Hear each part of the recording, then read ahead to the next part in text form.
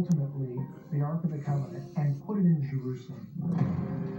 Solomon built the temple on the Temple Mount, and the center of the temple was the Holy of Holies, and inside the Holy of Holies was the Ark. That was the only thing that was inside that central, most sacred spot. According to the Bible, the Ark of the Covenant remained in the Temple of Solomon for nearly 4 centuries. That is until 586 BC, when the Babylonian army sacked Jerusalem. They demolished Solomon's temple, including the Holy of Holies. And the Ark of the Covenant simply vanished. So what happened to the Ark of the Covenant? It just disappears. And we don't have a biblical record of what happened to it, leading to all kinds of speculation as to where it went and where it may be today. One legend is that the Babylonians took it and they hauled it off to Babylon.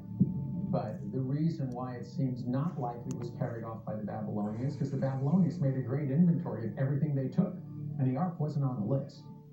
So clearly, if they took something that valuable, that important, it would have made the list. There's no record in Scripture or in Babylonian texts about the Ark being taken by the Babylonians or being destroyed.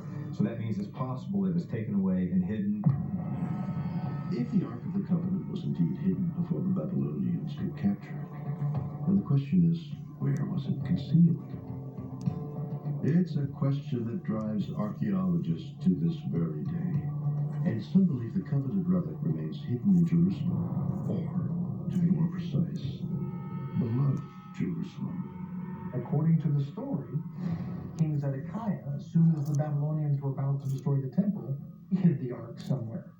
Maybe in a vault beneath the temple, maybe somewhere else. We have no idea.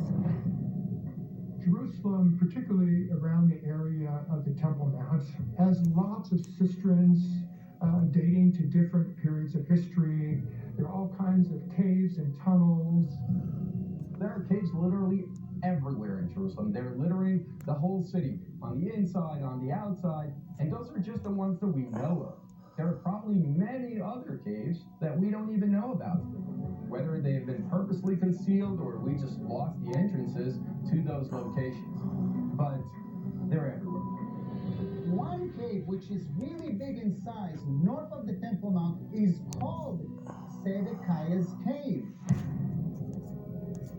By a Jewish tradition, it's the very cave King Zedekiah himself used to sneak, to escape out of the city as the Babylonians reached it. If so, maybe during his escape, he also made sure that the most valuable holy item of Judaism was hidden there, the Ark of the Covenant.